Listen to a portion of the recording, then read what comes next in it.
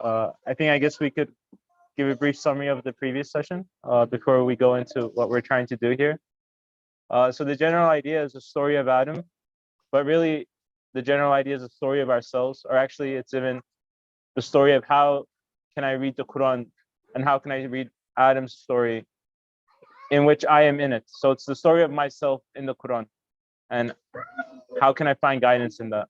In the first session, we went into how humans or Adam has been created as a vicegerent, angels, and how as a vicegerent or humans are able to have a relationship with everything. We're able to have connections with everything, see the glorifications of everything, and in this way be a vicegerent.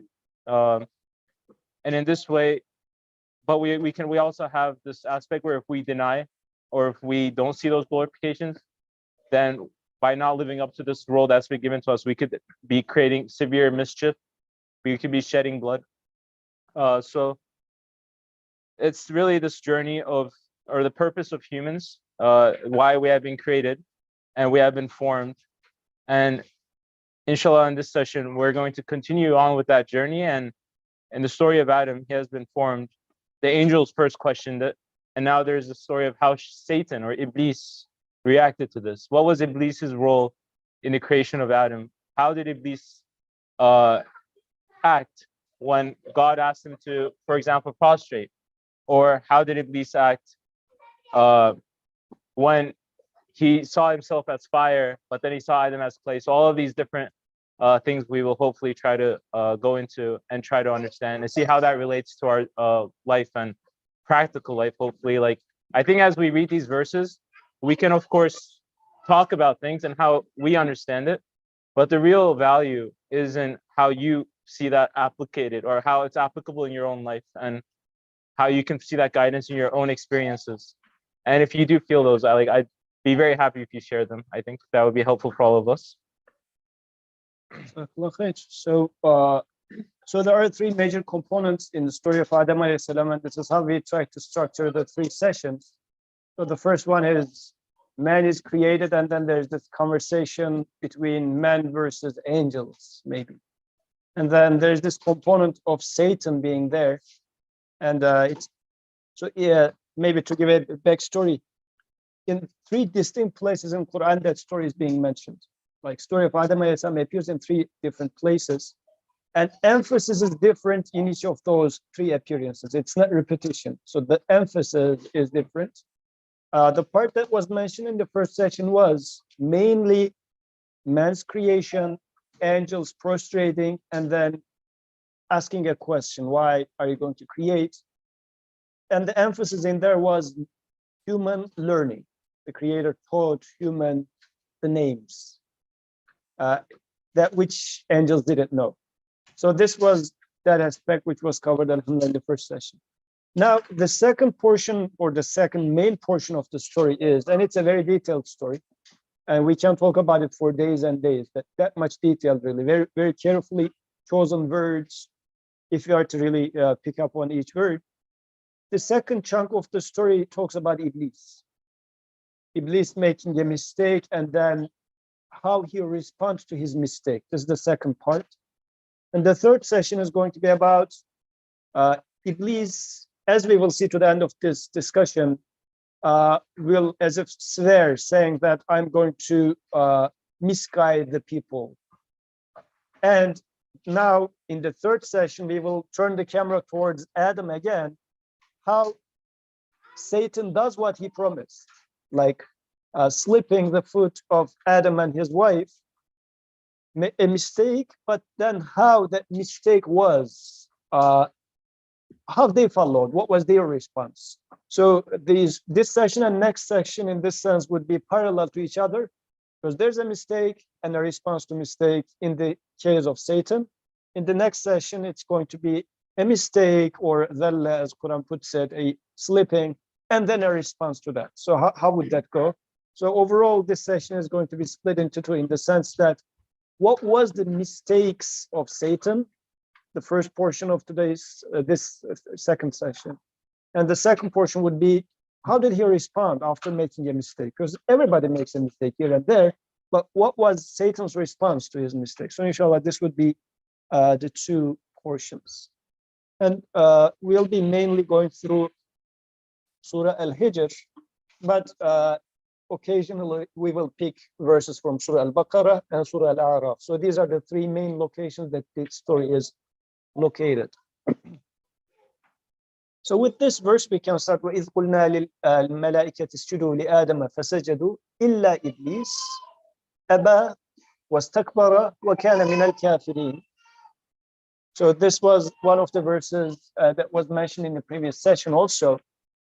And when we said to the angels prostrate before Adam, they all did immediately, but not Iblis, Satan, who refused and acted arrogantly and has been among the deniers. So these are the three components of what Satan did. But before getting into that, Abdurrahman, now I'm asking you. So partially this was mentioned in the first session as well, but just to make sure, because we are going to talk about Satan not prostrating, but angels prostrated.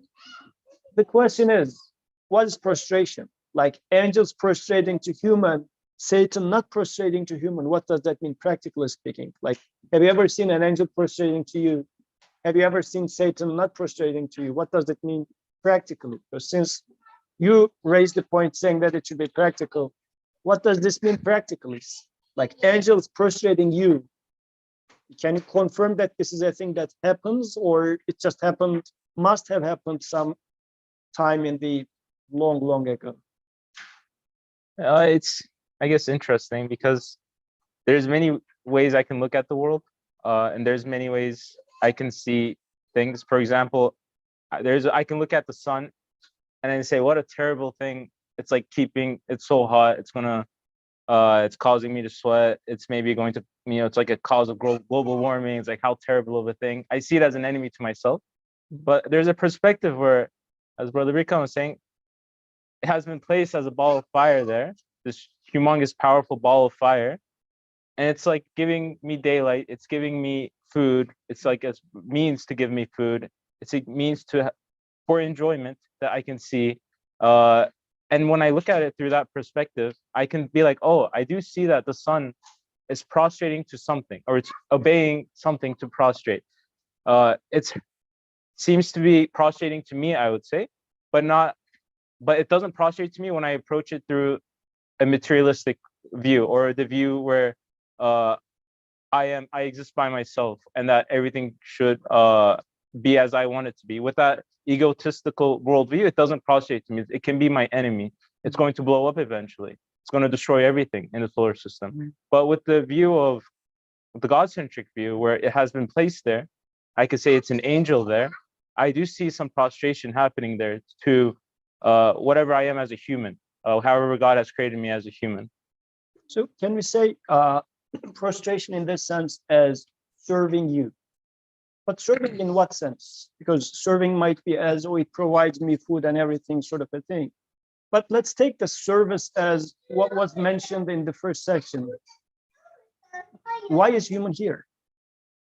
Human is here on earth to learn about the Creator. Like, take it in a way that since we are on a university campus, a university is made to teach students, like give them education. And students being on campus is so that they learn. And in that analogy, professors prostrate to students, meaning that, or commanded to prostrate to students, saying that make whatever it takes that they learn. So they are here to learn, and your purpose is to teach them, educate them.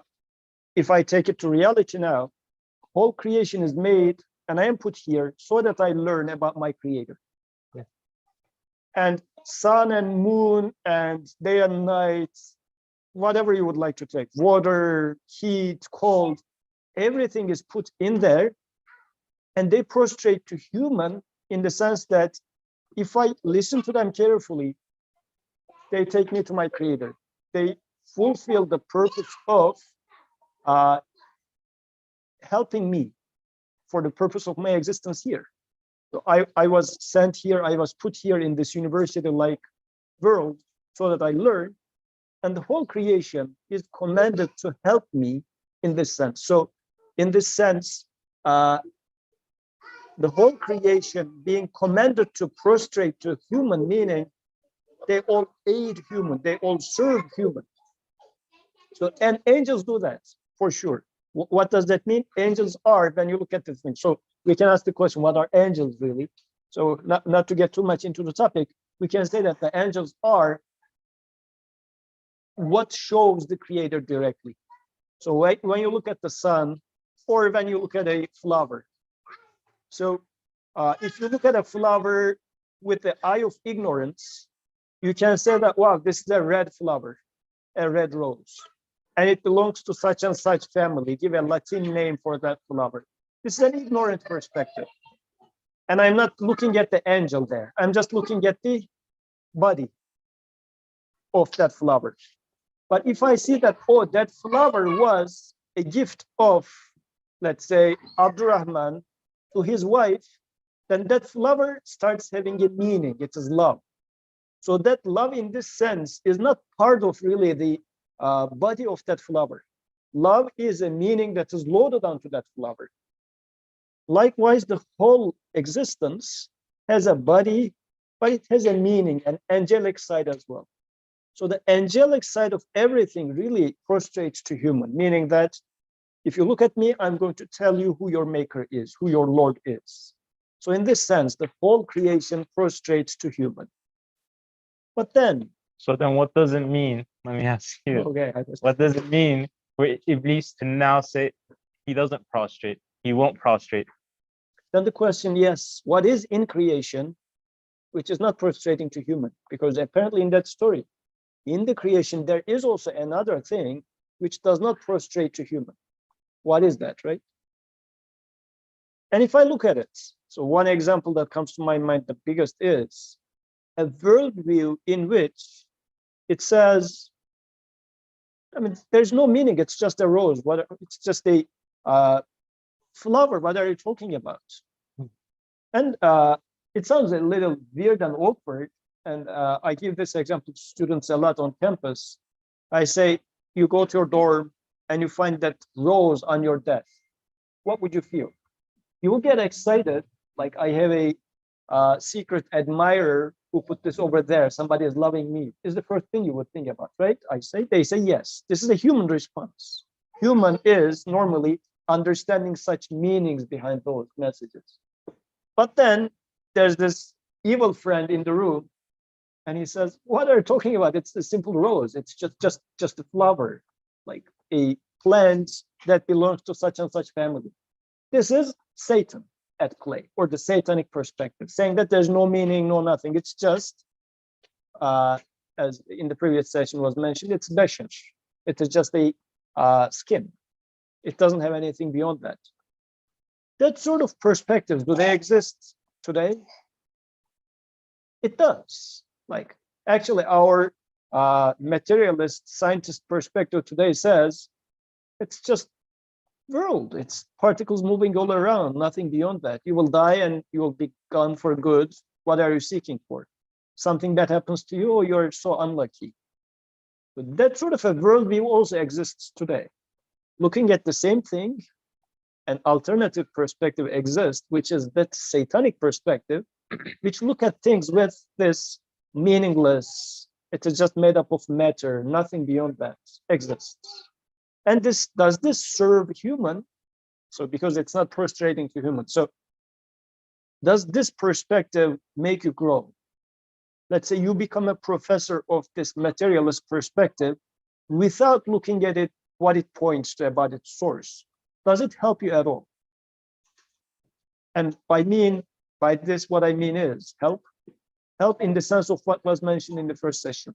Does it teach you anything about your purpose being in here? So in this sense, it's not prostrating you, but it's just taking you away from your purpose. It's just saying that there's no such thing. So Satan is not prostrating human. Angels do prostrate human, and you can observe this. Satan do not prostrate human, and you do observe this. So Satan is all around, angels are all around. If you pay attention, you can really spot them. Yeah, it's interesting because when I read this, in my mind, I've personified it to the sense that I see angels as figures, and then I see Iblis also as a figure that's now rejecting prostration, and I've externalized it in a sense. Oh, I think he chose not to see. But then when I look at through my life, it's very clear that there's so many things that could be prostrating to me in the sense of the meaning that I can see in them. But then the second I look at something without meaning, or I say that it just exists by itself, it's random, or death is the end of me and there's nothing else after, it's a complete death doesn't prostrate to me at all. It becomes a complete enemy to me. Yeah. And then that fits exactly with this verse where now it's saying Iblis doesn't prostrate to you. And then it fits into what I guess my creator is telling me there is Iblis. And you see it very clearly when you look at death, and it doesn't say, and if that tells you it's the end of everything. Mm-hmm. Like, for example, a few months ago, a tree fell on my car. I can take it as, if I look at it, a purpose and meaning behind it, try to see the angelic side in it, then it's going to prostrate to me, saying that the giver has taken it away. It was not your property. And just the giver of that property says, how do you feel? I gave it and I'm not taking it away. Are you happy or unhappy with that? Satan now also comes into the picture on the very same spot and says, you are the most unlucky guy on the entire block. The tree fell on your car. It went for nothing. So go and cry for yourself. Puts me into despair and meaninglessness. And now I'm angry and I would like to look at some wall to punch. Nothing else to be done. So angel is there. Satan is there. Yeah. So one is prostrating to me. The other one is taking me away from my end goal. So why does this satanic perspective exist? So why when you look at your car, you don't want to feel terrible, you don't want to feel like life sucks, you don't want to feel despair. So what are here it talks about refused and acted arrogantly and been among the deniers. So since it's something that puts you in despair, like why do you follow this path? Like why do you do these three things? Yeah, so maybe two questions there. The first question is very briefly, why is such a thing exist in the first place? Satan, how does it, like, is the presence of Satan a total disservice to me, or it's also helping me in a sense, or potentially can help me? So an example helps me in this sense, understanding this. Like in a exam that teacher makes for students, and the purpose of an exam is not to test, the purpose of an exam is to teach. And in those exam questions, there's being one right answer, 4 wrong answers. And some of those wrong answers are very clearly wrong, but there's being 1 or 2 wrong options, which are just, if you pay attention to them, teaches you the right answer much better. It just sharpens your understanding of the right answer. So those wrong answers actually, like the possibility of this tree falling on my car out of chance, random chance, and no meaning and no purpose, if I pay attention, is there to sharpen my understanding of, oh, it was given by the provider, the source, and he took it away, I'm content with this. I mean, it cannot be random, come on. So this sort of a option is given to me so that I sharpen and better understand the right answer, if I take it as such. So creation of Satan in this sense, as we will see, it's not like actually a funny story. I was once traveling with a person on the bus. He was from my hometown in America, so we met with him here. And he was just saying that God created man. Like he was later, he felt bad about creating it. So because man just got out of control, but it was too late. He has already created it. So it sounded very funny to me, like as if God created man and man got out of control, like God couldn't do anything. Well, I mean, this is a human thing. What sort of a creator you're talking about, right? This cartoonish. But I apply the same to creator here. Creator created Satan. Satan got out of control. And as we will see in the following verses, Satan says, give me some time. The creator says, okay, I give you some time. Then as if there's this challenging back and forth, and then there's this, about the power. the two sides of the power from your movie. Oh, Star Wars. Dark side, light side. I mean, it sounds like this if I read it as this Muslim mythology. But if I read it as something that I can observe right now, then it's a totally different story, and it becomes so relevant, so part of me. So this was, I guess, to give the first answer the first question regarding what is the utility of Satan being in the first place. But for the second one, maybe we can now turn back to the verse. Iblis is being emphasized as, like in this verse, there are three parts that Satan is emphasized with. He refused the command. He acted arrogantly. Wastakbara, meaning I am greater. Like arrogance in here is I am better, I am greater. وَكَانَ مِنَ الْكَافِرِينَ, and then he has been among the kafirin, so covering up. The questions now we need to ask is, what is it that Satan covered up? We don't have the answer here yet. But what is it that Satan covered up? And what sort of an arrogance, where does this arrogance come? I mean, the verse says he acted arrogantly, but it doesn't detail what this arrogance is. Maybe we can pick up on, within the context of this verse, refusing. What's wrong with refusing? Maybe we can dwell on this and then leave the rest to the following verses. Since you were talking about this, then I'll point it to you. What's wrong with Satan refusing command of Creator? What's wrong with that? Like if you tell me, bring me water, and I say, go and get it for yourself. What's wrong with that? So I mean, from the what's wrong aspect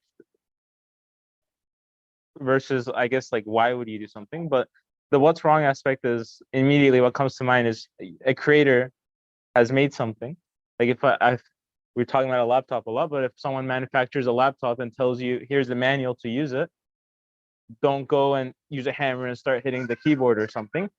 You should follow that because the manufacturer of the laptop knows something about the laptop. It knows how it should be used. It knows like the purpose of it, and it's not to be hit with a hammer. So if, for example, I'm being created as a human and my creator is telling me, hey, don't go and do this, and I go and do it, I've gone against the manufacturer or the manual, the writing manual, what it being a human is, and there are some errors there. There's going to be some problems or issues or pain that I'm going to feel.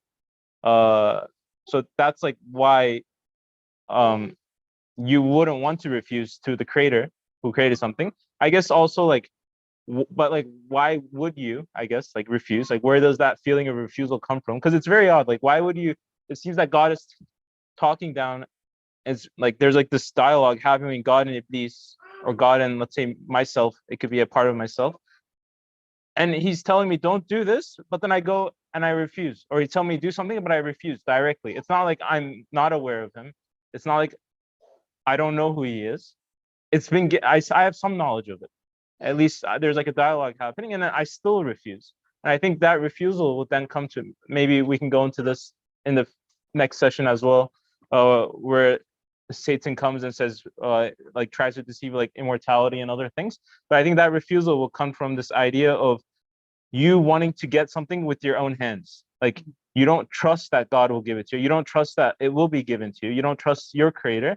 Instead, no, with my own hands, I'm going to go and get my own beauty. I'm going to extract my own knowledge from the world. I'm going to, with my own power, do it, because now you believe you have like your own agency. You believe you actually have power rather than it being given. And then you could be like, no, I'm not going to do this, whatever he's telling me to do, because I'm powerful by myself. What's better? Yeah. So you have an agency by yourself. So you're saying that I have an option to refuse you, and I choose that option to refuse you rightfully. I guess that's the idea. So yeah.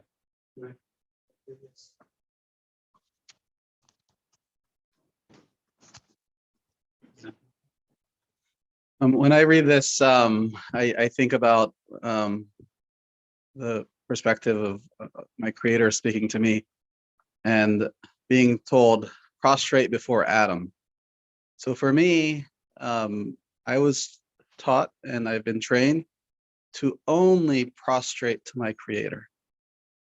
So if someone tells me prostrate before this idol or prostrate before you or something, I would be extremely uncomfortable. And so the first thing that comes to mind is like prostrate before Adam. So the first thing I need to recognize is who is telling me to prostrate, the one that I prostrate to already, right? So if I recognize who is telling me to prostrate, I am able to prostrate to anything that I am commanded to prostrate to. So they all did immediately, not Iblis refused and acted arrogantly. And what comes to mind with the refusal and acting arrogantly in this situation is really, it says, وَكَانَ مِنَ الْكَافِرُونَ, the ability to listen to my creator. So if I recognize my creator, not just listening and understanding it, but listening and allowing it to penetrate my heart and obeying it, by receiving the mercy that is expressed through my creator, as opposed to covering that mercy and not obeying that creator. So when it says being amongst the deniers, it's kind of like Satan is already amongst the deniers when this happens. It's not the act that makes him a denier. He was a denier, and his action is a reflection of his denial, right? Kana is the past tense.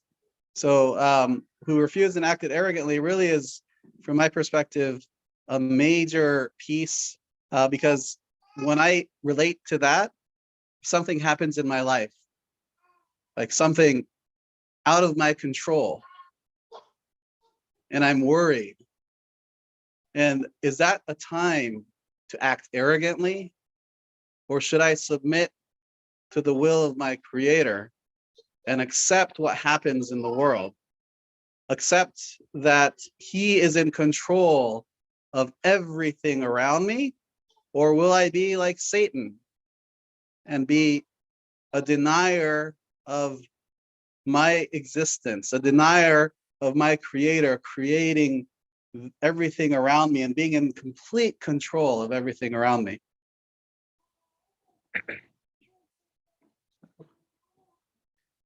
So now acting arrogantly and being among the deniers.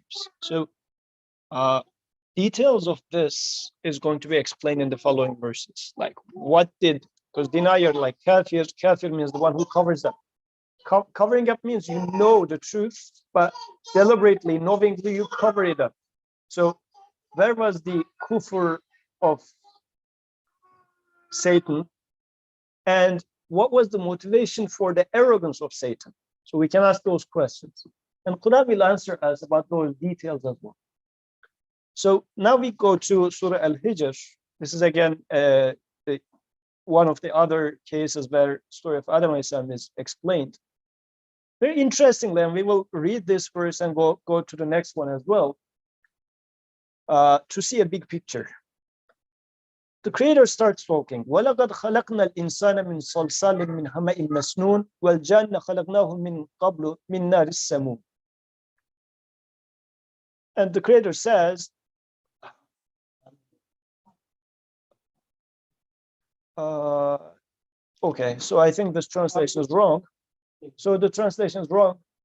The verse is saying that here, we'll create human from this sounding clay molded from black mud, and jinn, before that, we created from a scorching fire. So talking about what man is made of, insan, but the word to pay attention to here is, we created insan from salsa. Pay attention to that. And jinn from nar, the fire. But continues. وَإِذْ قَالَ رَبُّكَ لِلْمَلَائِكَةِ إِنِّي خَالِقٌ بَشَرًا مِنْ صَلْصَالٍ. These verses are just coming one after the other. Creator first talked to general, saying that we created insan from salsal, this mud, and jinn from fire. Next verse, وَإِذْ قَالَ رَبُّكَ لِلْمَلَائِكَةِ. Now the Creator is speaking to the angels. إِنِّي خَالِقٌ بَشَرًا. Now the word is different. It's not insan anymore, it's bashar. Indeed, I'm creating human, creating bashar, and bashar is like it. The word for that is skin or a surface. So now the Creator is referring to human as bashar initially. Basharan min salsalin min hama'in masnun. Still the same words that he used before. Bashar made out of clay. But إِذَا سَوَّيْتُهُ, now comes the second word. Then give it a form. وَنَفَخْتُ فِيهِ مِنْ رُوحِي, and then blowed to him from my spirit, breathed to him from my spirit. فَقَوْا لَهُ سَاجِدِينَ, fall down in prostration to him. So it talks about three things. For insan, this verse is opening up what insan is. Insan is a bashar made up of clay, which is given form, sawaitu, which is breathed spirit from the Creator. Upon these three, angels are invited to prostration to human. فَسَجَدَ الْمَلَائِكَةُ كُلُّهُمْ أَجْمَعُونَ. So therefore, immediately, all the angels prostrated altogether, إِلَّا إِبْلِيسَ أَبَى أَن يَكُونَ مَعَ السَّاجِدِينَ. Except Iblis, he refused to join those who prostrated. So again, this Abba is here. Satan refuses to prostrate, and he chooses to be among those that do not prostrate. So let's see what's wrong here, because the conversation continues. The Creator asks, قَالَ يَا إِبْلِيسُ مَا لَكَ أَلَّا تَكُونَ مَعَ السَّاجِدِينَ. Allah asks, O Iblis, what is the matter with you that you did not join others in prostration? Response of Satan appears in two places. One is in Surah Al-Hijr, the other one is in Al-A'raf. And again, it's not, Quran's repetitions are not simple repetition. The emphasis is different in both places. In the first one, it says, قَالَ لَمْ أَكُنْ لَأَسْجُدَ لِبَشَرٍ خَلَقْتَهُ مِنْ صَلْصَالٍ مِنْ حَمَإٍ مَسْنُونٍ. He replied, it's not for me to prostrate to a bashar, translated as human, but I'd like to highlight the difference. To a bashar, you created from sound and clay, molded from black mud. In Surah Al-A'raf, another episode, قَالَ مَا مَنَعَكَ أَلَّا تَسْجُدَ إِذْ أَمَرْتُكَ. The Creator says, what prevented you from prostrating when I commanded you? Then Satan says, قَالَ أَنَا خَيْرٌ مِنْهُ خَلَقْتَنِي مِنْ نَارٍ وَخَلَقْتَهُ مِنْ طِينٍ. In this case, he gives a different answer. Says, you created me, I'm better than him. أَنَا خَيْرٌ مِنْهُ. He says, I'm better than him. You created me from fire, him from clay. So, Abdurrahman, since I am speaking, I'm asking and you are answering. Where is kufr here? What is it that Satan is covering up? And what is the arrogance here? You can pick one and I'll pick the other. Okay, can we go to the previous verse? So, I mean, there's a lot of emphasis, and it's kind of odd. I mean, there's so much, as Brother Yusuf said, there's so much to like go into these, all the different connections and the relationships and the different emphasis. That's really, when we were ourselves going over, we just kept, like, there was always more to dig into. But there's like this very heavy emphasis on clay and fire, salsal and samum, and or nar samum. And Iblis, I mean, even God in the speech, the Creator himself is putting emphasis on these words too. It's not just Iblis. The Creator is saying, I will create one from clay, and then I'll create the other from fire. And then Iblis, as a response, is saying, you created him from clay, and I'm from fire. So it seems almost like God himself is like saying these two things are important by themselves, like the fact that there's clay and there's fire.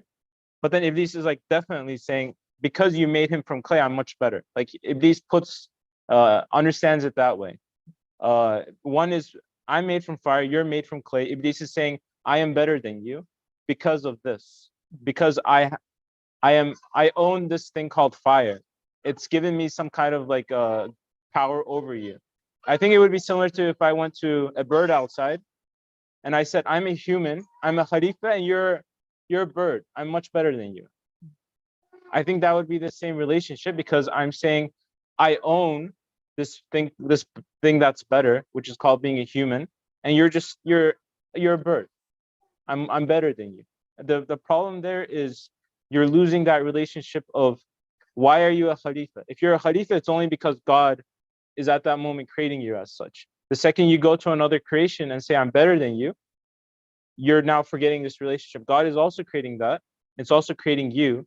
There's nothing that's better about you, clay. That would be like, I guess when you go to another creation and say, I'm better, that's like saying clay is better than whatever you have. It'd be the same thing Iblis said, except now it's clay. And it's forgetting that relationship of why something has value. And I guess what I'm curious about is, how come God himself, in the creator's speech, he's saying clay and he's saying fire, and he it seems he's putting emphasis, like these words actually mean something. Yeah. But then when Iblis responds using the same kind of maybe idea of what these words, like they have importance by themselves, he falls into a mistake. So like, where did he make a mistake? It's interesting, right? Because these verses follow one after the other. Within maybe 6 verses, this Salsal bin Hamay Mesnun appears 3 times. In the first 2, the creator mentions human as made up of this. But when Satan says the same thing, it's a mistake. So what's going on in here, right? Is the question. So then maybe again, if you focus on these verses, very carefully, very beautifully spoken words, right? Insan is made up of clay, but this is only 1/3 of human. At least for these verses. Man is made up of clay and given form and being breathed as spirit. But fast forward, when Satan was mentioning human, Satan referred to human as Bashar. He didn't refer to human as Insan, because what makes Bashar Insan is these 3 components. But Satan looks at human as simply Bashar, consisting of a material body, nothing more than that. And then starts a dispute of superiority over this material body. Actually, also in the 2nd verse, أَنَا خَيْرٌ مِّنْهُ خَلَقْتَنِي مِنْ نَارٍ وَخَلَقْتَهُ مِنْ طِينٍ. Even when it comes to himself, Satan defines himself according to his material body. He says, I am made up of fire. Like, I am better than our neighboring nation because I am Turk, they are Greek. I must have something better and superior that God created me in Turkey rather than in Greece. I mean, this sort of ideology, which is not too far away, I guess you might relate to that. Since I am a better person, I was born in a Muslim family. Like, God knew that I was a better person. India, Pakistan, right? Just the border. Yeah. So, but this is why he made me in here. Sounds very familiar to that, in a sense. So, one issue then I can see here, actually there are maybe 2 issues here. The first one is Satan is a materialist. He just sticks with the matter itself, judges everything by matter, and says man is made up of clay, so, and I am made up of fire. And for whatever reason, which is another issue, why is fire better than clay? We can put a huge question mark over that. Is really fire better than clay? What makes fire inherently better than clay? For whatever reason, Satan thinks that fire is better than clay. We'll discuss about this. But on top of this, he says, therefore, I am better. Because I am made up of fire. There must be something important about me, valuable about me, that you made me out of fire. And he's building everything on top of this material ranking that he made up in his mind. Yeah. So in this sense, I guess the arrogance part comes from this fact of superiority being defined on this. Another issue here is, why should clay be better than fire? Satan is assuming that, or satanic perspective, not necessarily Satan, as we are speaking for the maybe ease of language, but the satanic perspective assumes that things have value inherent to themselves. Clay is better worse than fire. Who said this? What made this? Like, is gold really valuable than copper? Who says, who makes it, right? who says, I mean, both they are, it's another particle, the other one is another particle. These are values that we attribute to them. What makes one better than the other? Both of them are creation. Both of them are equal when it comes to be given existence. I mean, it's not that gold can survive itself, but copper cannot. Like, it's not that Abdurrahman exists by himself, but I am in need of God to survive. Like, we are both, in terms of being in need of given existence, you and I are both the same. Fire is in need of being existence. Clay is in need of being given existence. So one is not superior to the other. But the idea of one is inherently better than the other means it's a God in and of itself. I mean, this is a godly quality. Being given agency of such an existence is giving a godly quality to things themselves. So another mistake that Satan is doing in here. And I guess as it applies to me, Satan's mistake of this could, I can be also falling into the same thing. Like, I am a better person because this is why I was born in this nation. And what makes one nation better than the other? Well, I mean, this is a very disturbing question, maybe, because nationalism is everywhere, including like quote unquote Muslim countries. So what makes one nation better than the other, right? So, but what was the third? Oh yeah, another one. Go ahead. Satan is focusing on just the part and ignoring the whole. It seems like a statement. You create from fire, from clay. But it's he also acknowledges the creativeness of himself. Yeah, that's So- right. So We'll he, come to that. Okay. This, I also want to ask, like, yes, Satan is looking at it very superficially and materialistically, which looks very simple. I mean, I thought that Satan knows and has a lot of ilm and knowledge, and he would know better. So is this a matter of ignorance because he's lacking knowledge, that whether he thinks fire is better than clay, or, I mean, does he not know what human is made out of, that he's not just clay? Or is this a matter of something else beyond that he's struggling? It's not just a lack, it's not a lack of knowledge, but it's like he can't get his emotions to accept something else. Is there something else? And how would I even relate to this? I mean, I can relate it in the sense that, okay, some people can say I'm better than others, but in terms of knowledge base, there is no like truth to that. So, but is there more to it than just the knowledge that, looking at things superficially, or is there an emotion? And also, just other question that I didn't understand is, like, what is the meaning of prostration in terms of the literature? Like, yes, to Allah, prostration means worship, but normally I am not used to like the word prostration on anything else. You were mentioning that it means kind of like serving, but it's an interesting word of use. I mean,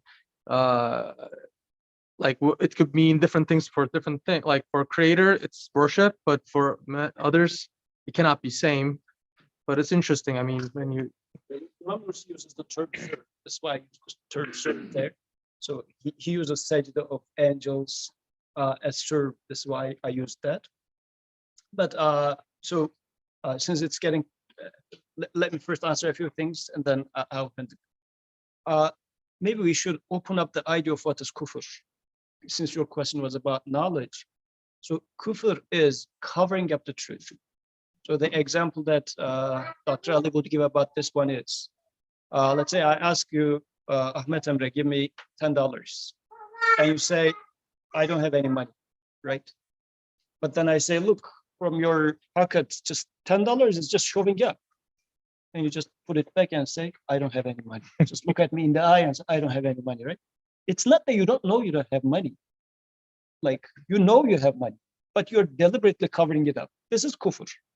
But when I show you the money, you say, oh, I didn't notice that I put it in this. I thought I left it on the other jacket. Yeah, here is $10. And then you take it out and give it to me. This is ghafla, lack of knowledge, right? So kufr is you know you have it. Or maybe you know that if you put your hand into your pocket, probably you're going to find money. But you're not even considering the option. You're just saying that I don't have money. Even if I have money, I don't have money for you. So this is the kufr attitude, covering up knowingly. That's why the word, like Arabic word kufr, is covering up. Like the farmers are called kafir, like cover up, because it's covering up the seed. Like literally, this is the dictionary word for that. So there's a deliberate choice being made here. You know, but you don't want to get to there. And today, this is not a very foreign thing for us. When you think about what's the purpose of this existence to a very super knowledgeable scientist, what would be the response? We don't ask such questions. We don't get there. We don't touch it. Why? Like, you're this knowledgeable person and you're just saying that this rose is simply this red thingy over there. I mean, there must be a meaning of this red rose being in my dorm room, you would say. But your scientist friend would say, no, we don't deal with this stuff. Just take it as a rose and get away with it. This is a kafir attitude. So Satan in here is representing this deliberate choice of covering up. And human in there was demonstrating these three aspects. Satan is covering up two, which is made up of clay, but given a form and given spirit, like blood spirit. Satan just mentions human by simply covering up, doesn't even mention. I mean, this is covering up, but doesn't even mention the other two aspects. He says, am I going to prostrate to this bashar made up of clay? Very professional, and it's nothing new for us. We know this for a fact. We are saying that this world, like the life which ends with death, like this miserable thing, is this made up of God? Really? All those wars and everything are happening. Do you really think there's God? Covering up the meaning aspect of things, looking at just the body of things, is what is so common. So Satan is right there, everywhere, if you like, in today's common jargon out there. So Satan is right across the corner, so it's not far away, right? So there was a question there, and you would like to make a comment?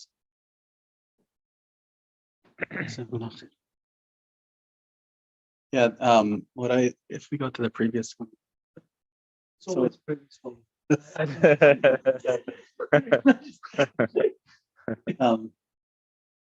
So kufr, as I see it, it's about, believe it or not, it's about being closed-minded. People usually think religious people are closed-minded, or spiritual people are closed-minded, or those that are seeking truth are closed-minded. It's about being open-minded, but it goes beyond just open-mindedness. Kufr, in my opinion, is being close-hearted. So a seeker of truth is open-hearted. And I think that might be, for me, a good translation of kufr is close-hearted. We don't let the command enter our hearts. We don't let reality enter our hearts. Our minds might recognize it, but it's not entering our hearts. So when I read this, it's just the first thing that comes to mind, the first ayah there, black mud. I mean, the first thing, growing up in the United States, it brings into mind, from what I know, the greatest known atrocity to humanity in recorded history is the atrocity to African Americans. It is the racism, both in quantity and severity, over generations of atrocities over and over. Why? Because they are black skin, and mashallah, we are all of black mud. And those that are lighter skin, which one resembles fire closer? Black skin or light skin, right? And so someone with light skin thinking that they are better than someone that's darker skin, astaghfirullah, that is shaitan. Shaitan's like, I'm made of fire. I emanate light. That's what fire does. And this insan made of black mud.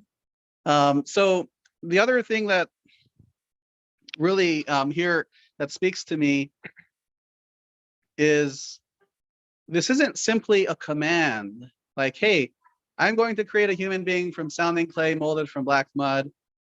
And there's also the wisdom. So when I have fashioned him and a spirit of my own creation breathed into him, it's not just kun fayakun. It's spirit of my own creation breathed into him, right?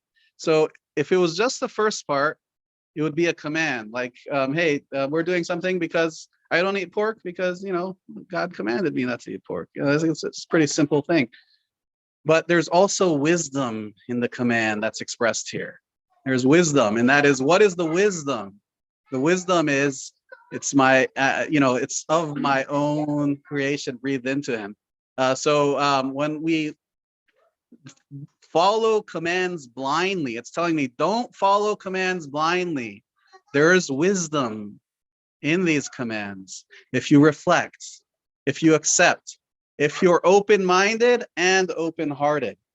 And what I see here is Shaitan is not unconsciously biased, because that's a common thing. There's unconscious bias all over us. So unconscious bias is not understanding. And so that's closed-mindedness. So Shaitan is open-mindedness. He's consciously biased. So it's like, and so they're both not good. It's both bad to be closed-minded and bad to be close-hearted. But you can be open-minded, but be close-hearted like Shaitan in this example. So it's being consciously biased. I'm better than that person. I can do this. I know it. I can, contribute to a discussion a certain way. I can. I lack the capacity to listen.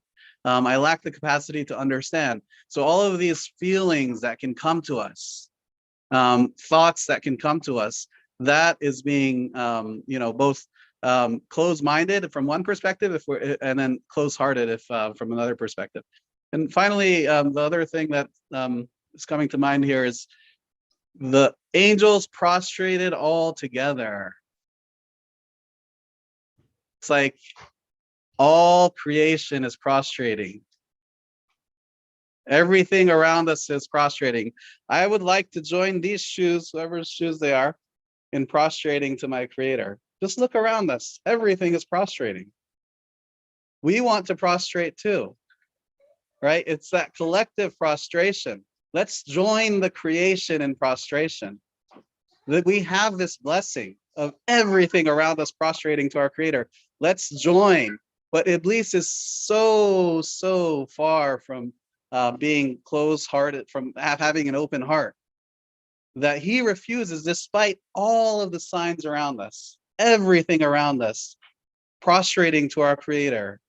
We can be like Iblis and refuse to prostrate. Astaghfirullah.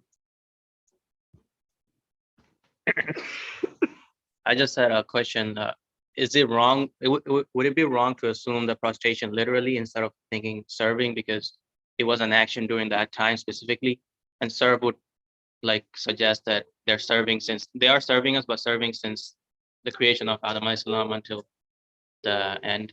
So would it be wrong? Because you can also question like Yusuf alayhi salam and his family prostrating to him, or something we do nowadays, like kissing the black stone. It's not, you can't consider prostrating, but it's like to a stone, So would it be wrong to assume that meaning?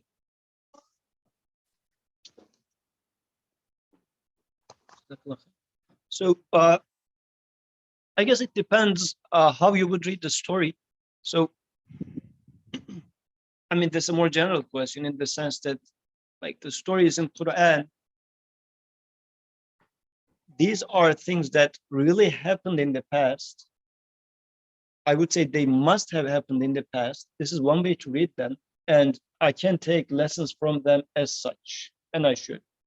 So in this sense, I can take the sajda literally. I think that's okay. But the way now we are trying to read it here is, how do I read this as my story? And how does it apply to me 100%? What I mean by that is, if I, since I know you as a friend for like coming discussions here and there, like if I'm going to give you an example and I say that, well, once 10 years ago, a brother was coming to discussions like you, he was like you, he was from the same country and whatnot, and give you an example. So when I give you that example, you will listen it as, because I am considering you, I am taking it as an example for you to give you some message. You wouldn't really focus what happened to that guy that much. You would focus on why am I narrating it to you and how it applies to you. So this portion of it you would focus on. Maybe that friend was smoking cigarette and you are just chewing gum. And I'm just giving an example regarding your chewing gum habit based on his smoking cigarette habit. You wouldn't say, well, but I'm not smoking cigarette literally. So you would just look at how it applies to you, how it's similar to you. So I guess in this sense, when I take the story as it points to me now, what does it mean, angels prostrating to me? And how do I see that in my life? How can I confirm it? Like in the case of this thing happening in real life at some point of history, I cannot really confirm or reject it anyways. So, and it, for other reasons which are beyond discussion for now, the prophet stories must have happened. Another reason, we can discuss this later on. But when it comes to me here and now, living in today's society, today's life, the bigger question is, how does it apply to me? And this application shouldn't be, as Brother Birkan was saying in the first session, like 30%, 40%. It's not like just take some lessons out of here, but it rather is my maker speaking to me today. Because if it was me giving you an example, yes, that guy from 10 years ago applies to you maybe 40%. Because I am imperfect, you are imperfect, example is imperfect, everything is imperfect. But when my creator speaks to me, I mean, it's not someone who knows me for 5 years out of like once a weekly discussion. My maker from very beginning, who knows everything about me, knows me more than myself, is speaking to me. So this is why I would say, how does every single word of this apply to me? And what does sajda means in this regard? Otherwise, yes, you can read it in multiple different ways. But even if you take the word like like action should not or must not divorce from the being, right?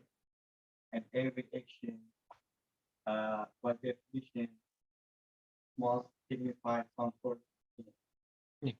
And in that sense, like if you take the text as like literal, there should be some sort of like Consequence, meaning. meaning behind it, or like some sort of thing that actually should signify or represent. But it's not like one or the other. It should actually go for both. Yeah. And the question is, what does it signifies, or like what does it symbolize? Yeah, what does sajda symbolize when it comes to being made towards human, not towards the creator? I guess the easiest way and maybe lazy way of looking at it is just signifying the value. Like saying that whatever in front of me, it's valuable. And we see that if you look at a human being, or if you look at Yusuf, let's make it more practical. If you look at Yusuf from one perspective, he deserves to be glorified and said, you know, he's valuable. But from another perspective, he's not valuable according to Qur'an. So if you look at the Yusuf as angel does, angel represents in the story, which is seeing some names, glorifying them. Tasbih, right? If you see Yusuf as someone, a creature who can connect with the creation, see all the beautiful names manifested in the creation, make sense of the creation. If you see Yusuf like that, then Yusuf deserves to be given value. And if you can, you know, see part, like a portion of these names in the creation, and you look at Yusuf, Yusuf can see more of them, I would say Yusuf is more valuable than myself. And I will prostrate, like in the metaphorical way. I say, I look at the universe and I can see only, let's say, the mercy. And I can only make sense of mercy. When a kitten is fed by the mom cat, I can see it, I can appreciate it. But when there's a war out there, I cannot make sense of it. I look at Yusuf and see how he can make sense of it, even the war. He can see all these beautiful names, different names. Asma kullah. Then I say he's more valuable. Because the angel says that we can see the names, we can glorify them, but partially. But when they realize Adam, human Yusuf, can see all the names and glorify them, then they say, okay, now we believe that he's more valuable. But from another perspective, that which we can always, I guess, easily relate, we say that humans, yet another kind of species, nothing special. Even the entire earth, the entire, the collection of species that we know of, a speck of dust, like the cosmos, entire cosmos. Every time you read some fiction, like it's sci-fi fictions and so on, there's always a reference that another species which is better than human, right?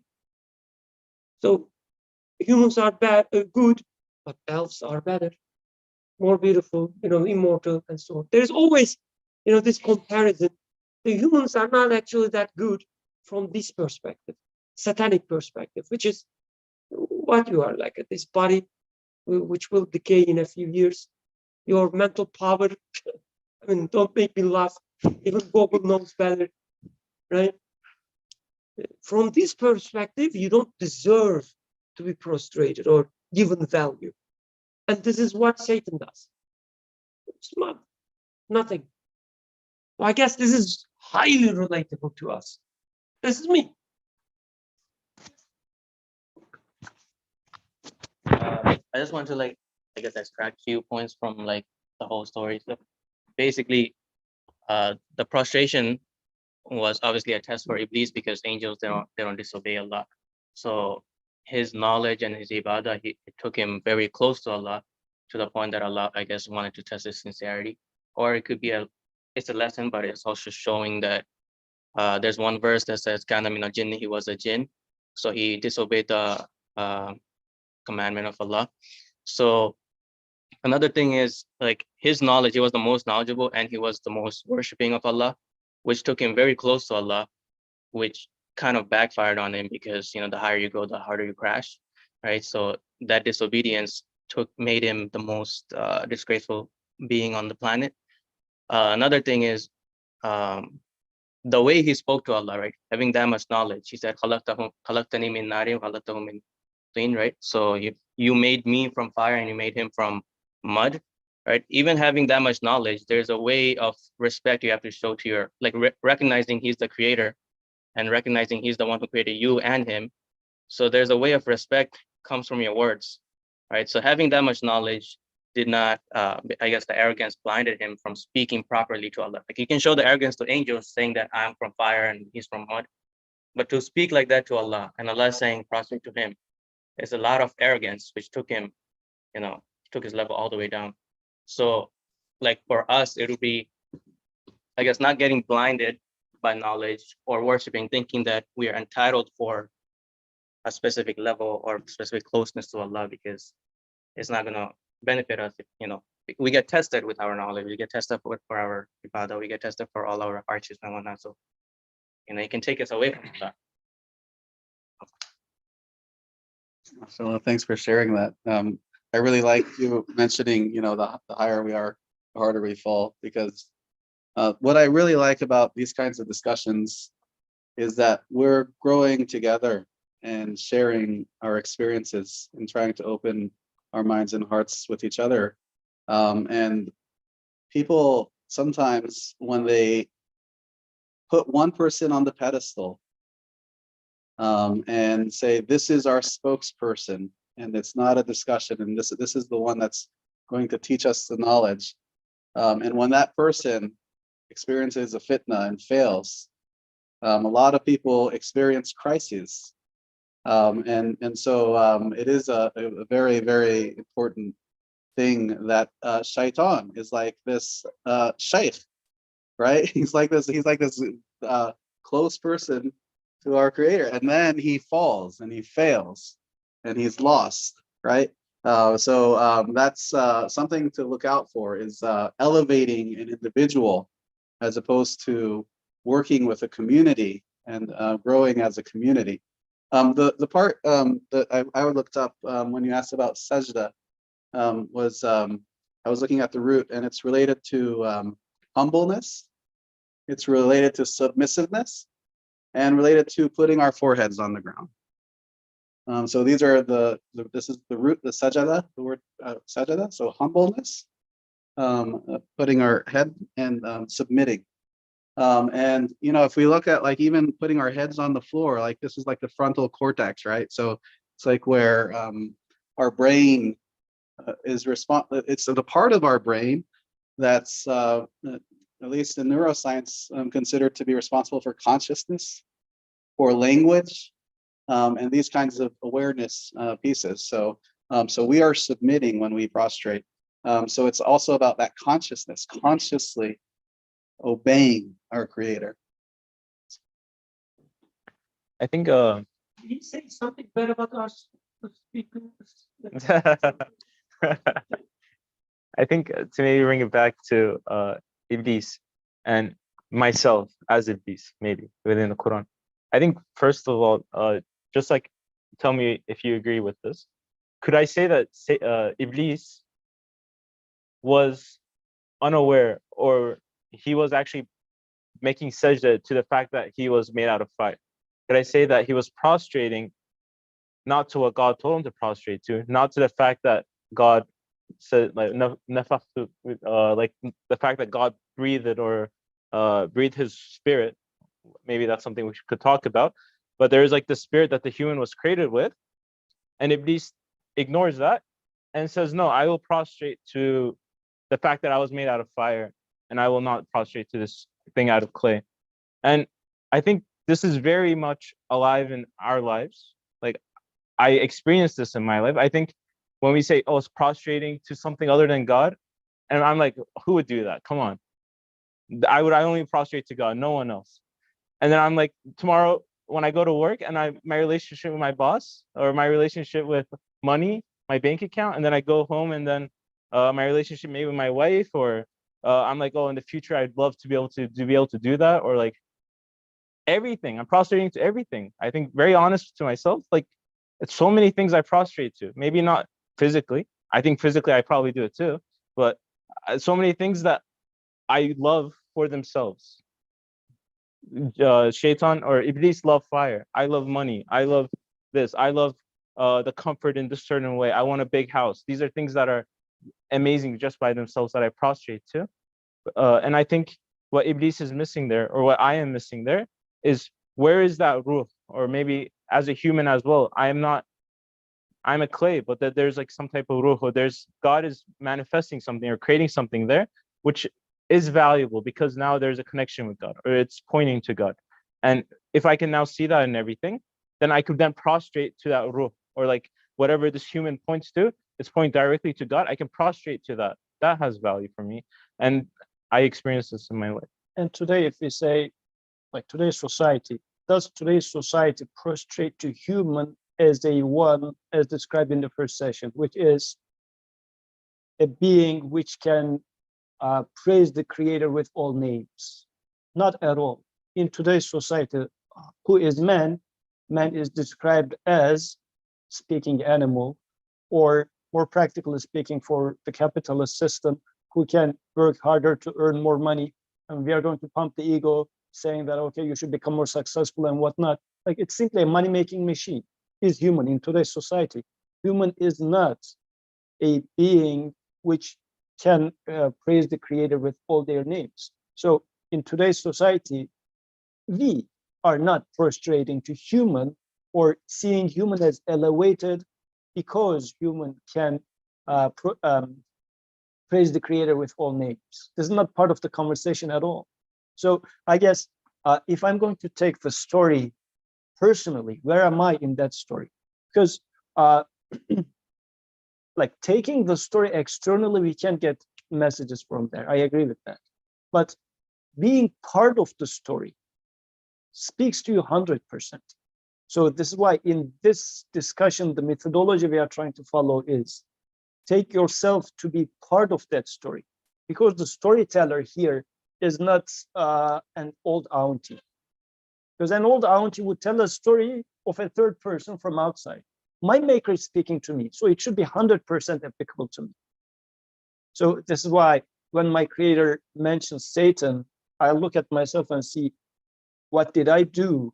Like exactly like this, that my creator gives me that example. So look at it in here.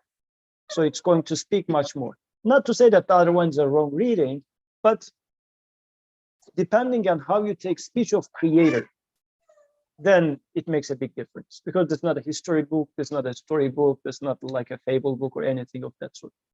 So just one last point that I would like to mention, Satan gets stuck on the part and loses the whole.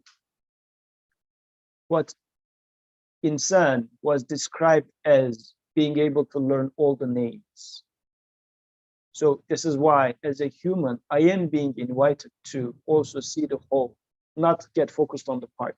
To give an example, I can just look at any atheist website or anything. Like, look at this innocent girl, she is dying in a war zone, there is mercy in here, right? You're focusing on the part, denying the whole mercy that's being manifest in the creation, in the existence. Just focus on a thing which apparently seems unmerciful, and then you say, where is God? Where is, like, what sort of a God is there? And then start making a lot of fuss about it, right? This is what Satan is doing. Satan is just putting the magnifier glass on human for humans' madness. But human is not only mud. Just look at the big picture. Human is mud plus formation plus spirit. This is what makes human insan, like bashar into insan. But satanic part is, and it sounds correct because it's based on some quote unquote facts, like this innocent girl is in the war zone. Man is made up of this black mud. That's correct. This is why Satan is justifying apparently himself based on some factual evidence. But parts, removing part from its whole and making a judgment about this is not human, and it's not expected of human. It's not the proper way. Satan is following this path. So this is why this is a wake-up call to me, saying that, and we call it analysis, right? Putting into pieces. This is our method of analyzing life itself.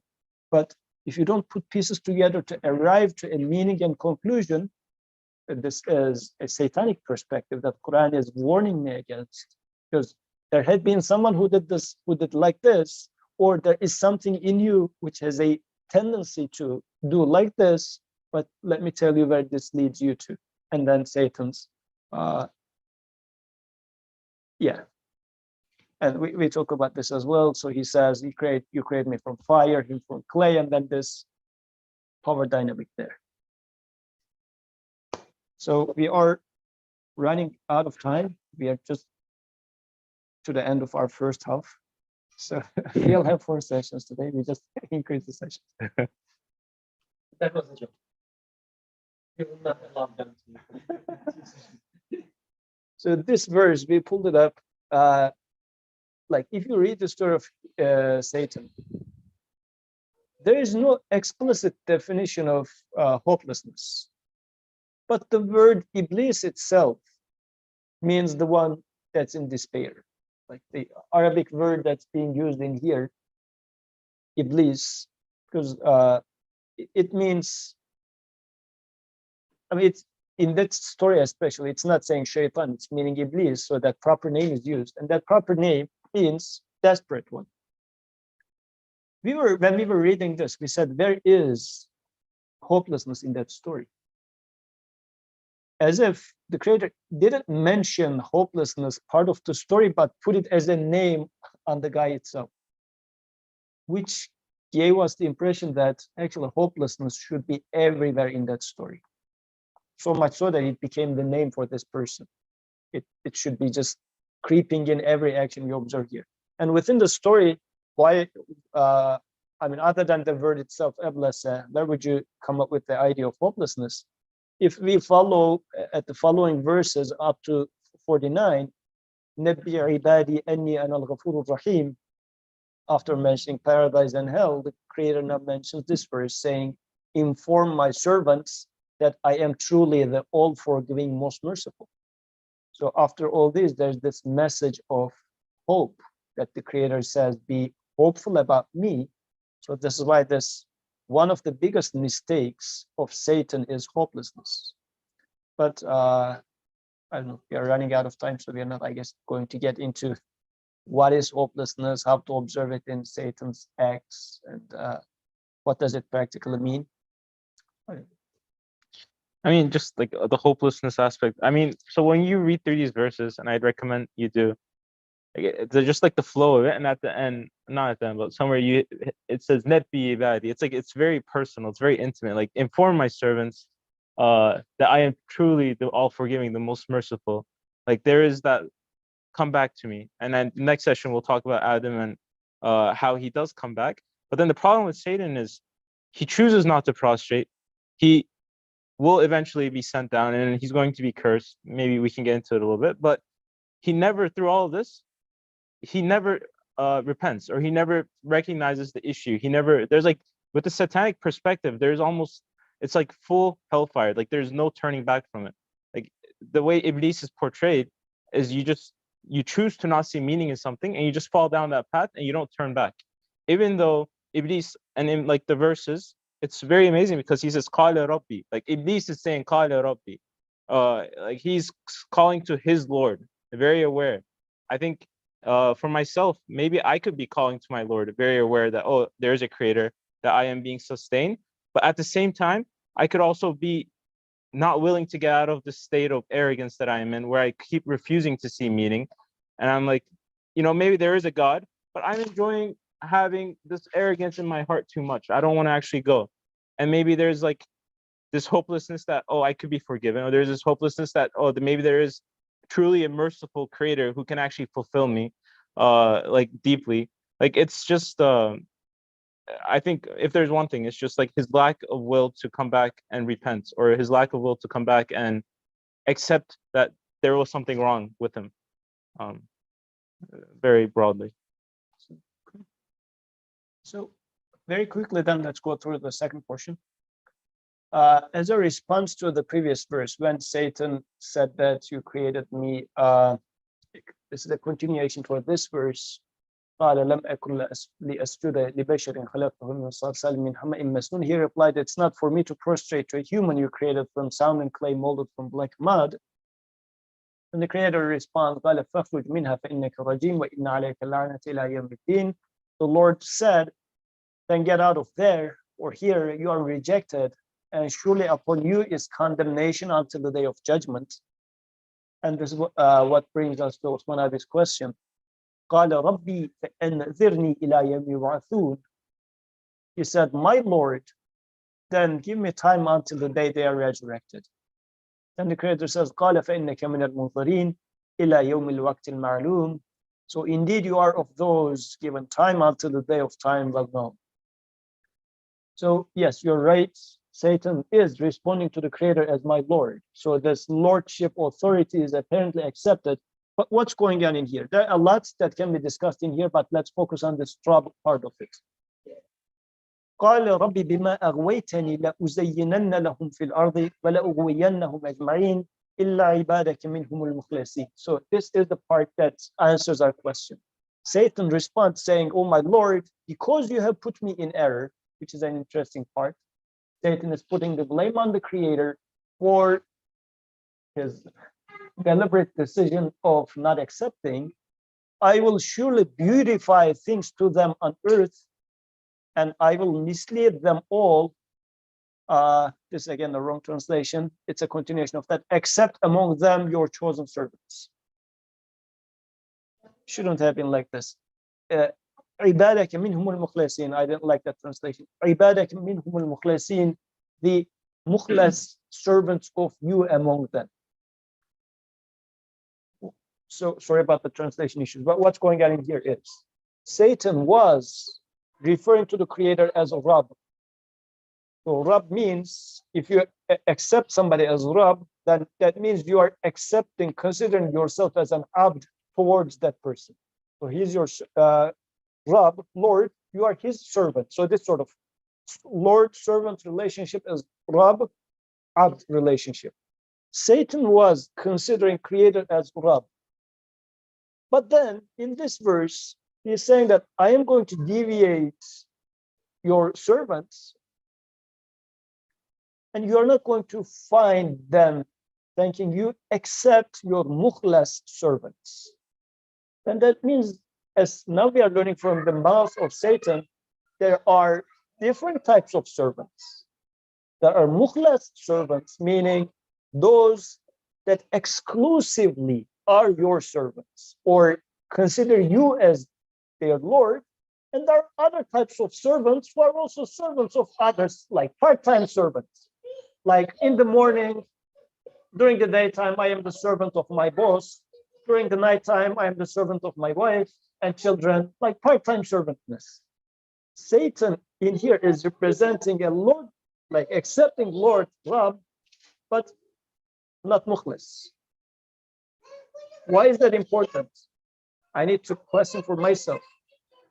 Am I considering my Rabb as a mukhlis, like exclusively, he is the only Lord that I have? If not, Satan says, okay, he's mine. I'm going to get him. Because I leave an open window now to alternative Rabbs. And this is very practical, actually. I mean, it sounds very, don't take it as a Lord of the Rings type of thing. What does it mean that you take alternative Rabbs going on in here? Because this is our story. In my story, I might be saying that, yes, my Rabb is the one who takes care of everything in me materially, and also who makes me wake up happy today. All my feelings and thoughts and everything is being provided by him. When I'm thirsty, I drink water. He is the one who gives me quench. Or as Ibrahim Alayhi says, he is the one who gives me health when I am sick. Like that detail of Rabbness, if I recognize as my creator, this is mukhlis. But if I'm feeling like, oh yes, God created me, I accept it as my Lord, but you know, my parents were handsome, this is why I'm handsome. You know, genetics has some play at what as well. And you say, well, yeah, God created genetics and genetics has play as well. Like all sorts of then those twisting stories I put into the picture. I start adding different Rabbs into the picture, which is what Satan is saying, that this is me at play. I am now starting to show different things. That's why I guess Satan is not a pure atheist, as it's being described here, which should make us question, is there any pure atheist on earth really? Satan Eden.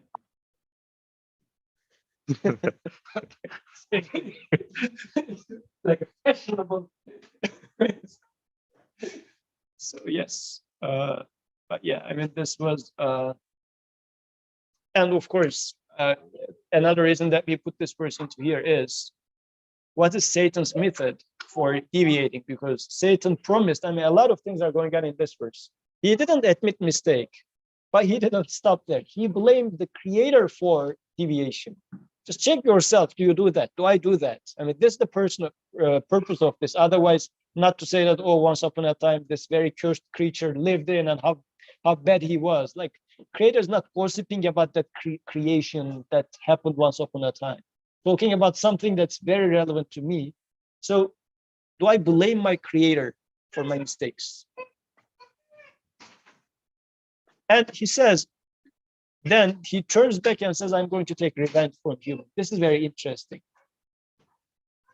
And his revenge is, I'm going to make the human so that he's not going to come back to you. But how does? Because this is why it's very beautifully, Satan didn't prostrate, but start trying to deviate. How does this deviation happen? by beautifying ard.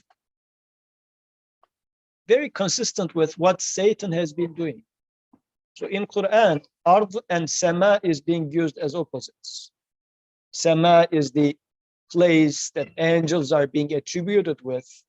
Ard is, if you like, the clay, the body, the matter, the material aspect.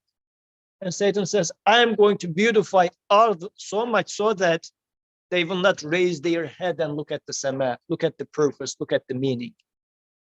And check for yourself. Am I falling prey to beautiful things on earth? Meaning, personally speaking, am I feeling like it's going to be better if I get this promotion in my job and I become the professor and whatnot? Like, I'm looking for it, not for your, I guess everybody can feel the same. For me, it will become better. So, like this art is beautified for me. Do I like it before it has a purpose, meaning that connects me to creator in that, or it's just because it feels better? Because people will appreciate me more. They will just look at me higher. Is this the purpose? And I guess nobody needs to speak it out when others are listening. Just answer this to yourself. I mean, forget about what others will think about you when you honestly give an answer to that. But what's your honest answer for yourself, right? So this beautifying of art is Satan's approach. And beautifying of art, like the material aspect, is today's civilization. It's all about beautifying.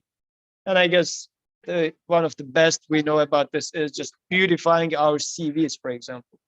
Even if you don't know well, just appear as if you know well. I mean, these are sort of things. Why would you do such a thing, right? You pretend as if you know 10 programming languages, although you only know one of them good and the rest barely, but you're just trying to beautify it. What's the point? Like, doing this act, is it making me learn my creator more, his names? Or no, I'm just trying to deceive those people.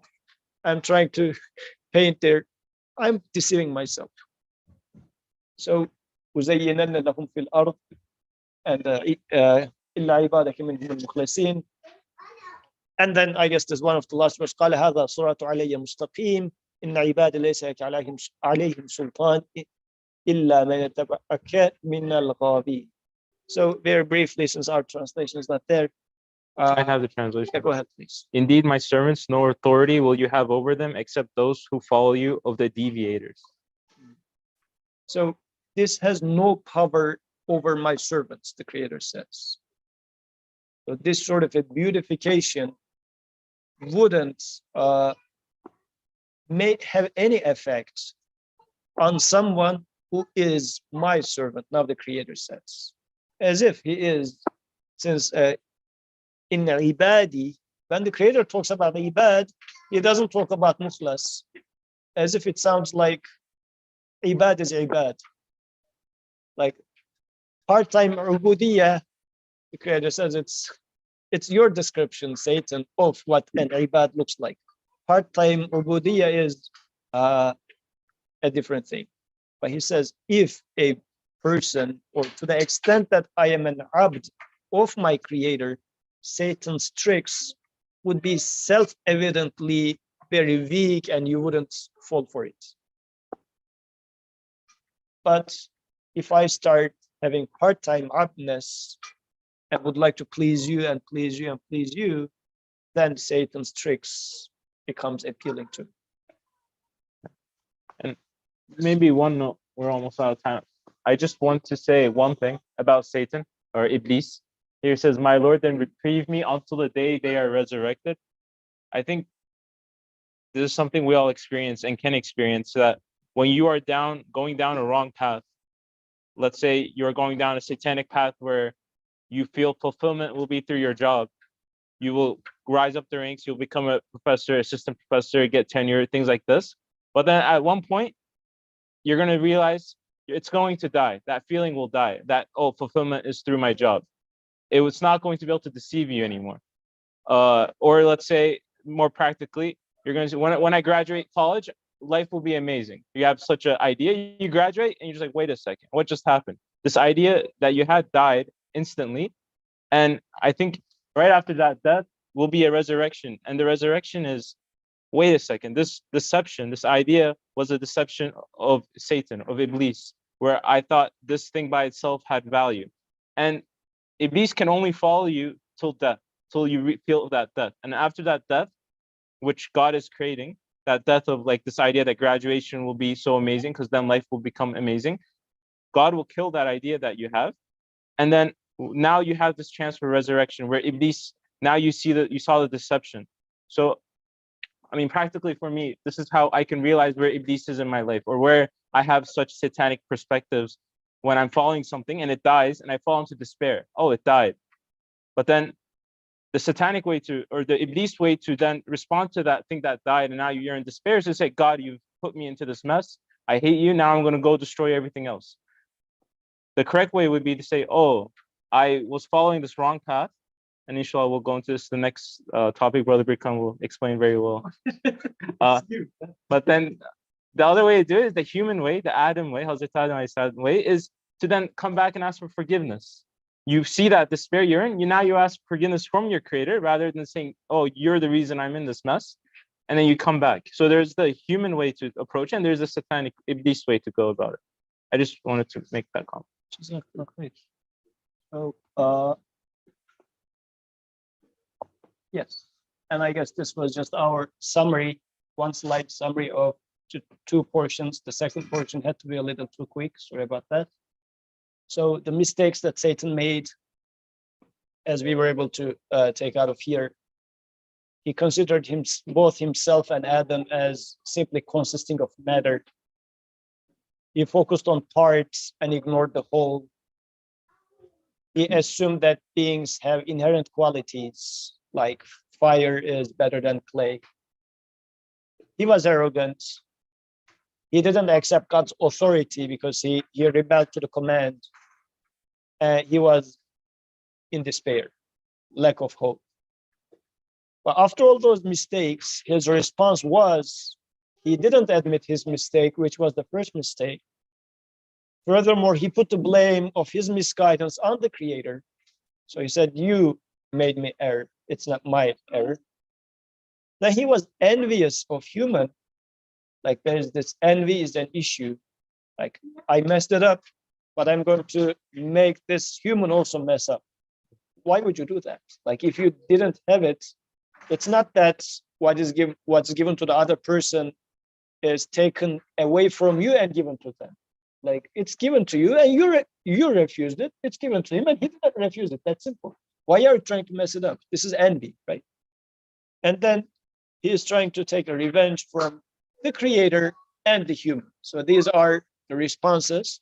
So these parts are to be kept in mind because in the next session, we will see how not to act like this. So it's going to serve as a contrast, inshallah. جزاك الله خيرا. سبحانك لا علم لنا إلا ما علمتنا إنك أنت العليم الحكيم. وآخر دعوانا أن الحمد لله رب العالمين. الفاتحة.